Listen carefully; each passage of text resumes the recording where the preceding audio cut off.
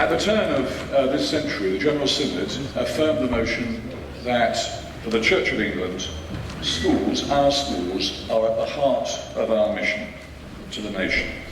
And our church schools continue to play a vital role in providing a distinctively Christian education which has spiritual development at its very heart. We offer a character and ethos which is imbued with Christian worship so that our young people can experience that life-changing encounter with Jesus. Today, our educational context is changing fast. As the system has fragmented from a dual one to a very multiple provider system, with a diminishing role for local authorities, we find ourselves as the largest provider of schools and academies across the country. A large academy chain is judged to have about 40 schools, well, across the country, the Church of England has 750 academies among our 4,600 schools. When we were seeking to develop a vision for education to undergird all of our endeavours and our ambition and appetite to grow the number of church schools and extend our influence across the country, to care for even more than 1 million children we care for already, we wrestled with the question, was it really our purpose primarily to be protecting the distinctive nature of church schools, or to seek to engage fully and with great confidence in building on our distinctive ethos to seek to develop and influence and indeed change the vision for education of the whole nation? Our conclusion has been that this is a moment to be both bold and ambitious and offer more than an apologetic for church schools, a Christian vision for education that could affect all of our children and the way that government goes about its business. Obviously, this will only have authenticity because it's rooted within the Christian character of our existing and growing number of church schools, and we're strengthening the inspection framework to ensure that church schools continue to develop their distinctive Christian character.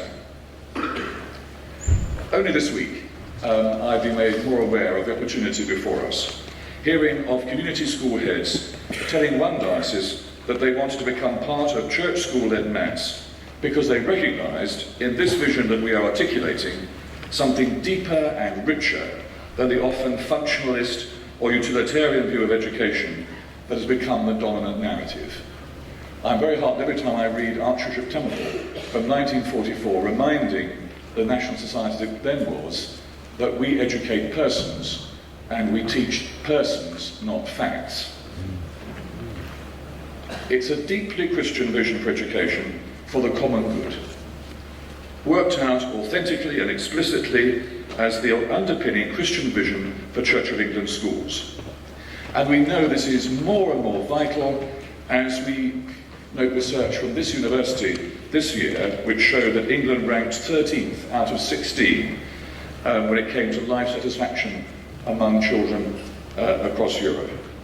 And so, as the major provider of schools, we must lead the way with a clear and confident message of how education should promote human flourishing. And we've been inspired by outstanding schools like Twyford Church of England Academy, and with what it calls its 10-10 ethos. We look to John 10, verse 10, as the key text for us, where Jesus says that he has come that people may have life, and have life in all its fullness. We sought to distill our vision of education for life in all its fullness into 4 basic elements. First of all, educating for wisdom, knowledge and skills. Wisdom is not theological code for coasting. Life in all its fullness means being exacting, rigorous, ambitious, and having an appetite for all that excellence demands. So we are absolutely clear, any school which accepts underperformance is failing those children. But knowledge is not enough. Our children need to grow in wisdom and understanding.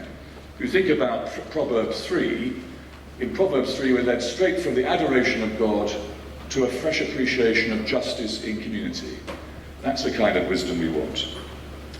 And we're educating for hope and aspiration.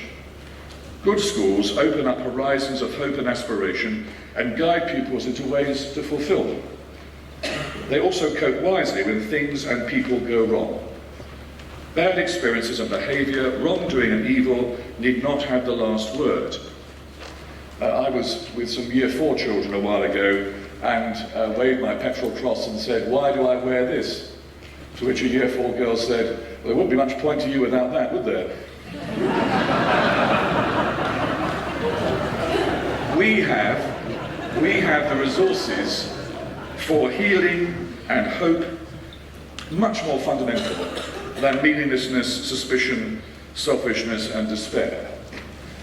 We're in the year of mercy. We want to be the people leading children through the door of hope and mercy and forgiveness with nobody left out. And we're educating for community and living well together. Education needs to have at its core a base in relationships and commitments, the qualities of character that enable people to flourish together. And as Archbishop Justin said to us yesterday, that is particularly important at this very moment in our society as we work out how we live well together.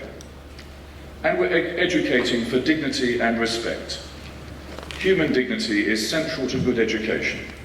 Schools need to be places where children learn who they are and how much they are worth. And this worth is given to them, their dignity conferred on them by the love of God, who confers on them in his love all the dignity and inalienable human rights that they have. And it's important in this that we recognise this is reaching out to children with any kind of struggle or disability, that I'm reminded of Jean Vanier of L'Arche saying that Jesus creates the church when he offers his mother and his best friend to each other, when he is at his most humiliated and disfigured. So wisdom, hope, community and dignity. In discussing this with school leaders, they found this to be a compelling vision of life in all its fullness, and this has been welcomed warmly by the House of Bishops and by diocesan education teams. I've been trailing this at head teachers and school leaders conferences around the country that have meant nothing but enthusiasm and excitement about it. But visions, as I've heard recently, must be lived, not laminated. We've developed this vision for education at this time because this is a unique opportunity that's not coming again. We're hearing this from senior figures in the Department of Education, in Parliament and elsewhere, that this is an opportunity for the Church to engage, to be providing more of the aspirations set out in the government's recent white paper on education. This is the opportunity that won't come again for us to be ambitious, not only for opening new free schools, but doing our part in meeting the new requirements for schools in a growing child population. But we need to engage with this now, and we're doing this, of course, partly by starting the new Foundation for Educational Leadership, which will be a cornerstone for transforming leadership across our sector and doing the research to undergird all that we seek to do in the future. So the time is here. This is an opportunity to develop new schools as well as existing schools, to offer radical new approaches to how we function as a movement for education, and standing still is not an option. We must go forward in confidence, seize the opportunity right now. This is our mission to the nation, deeply Christian, serving the common good, and I commend this vision for education to Synod.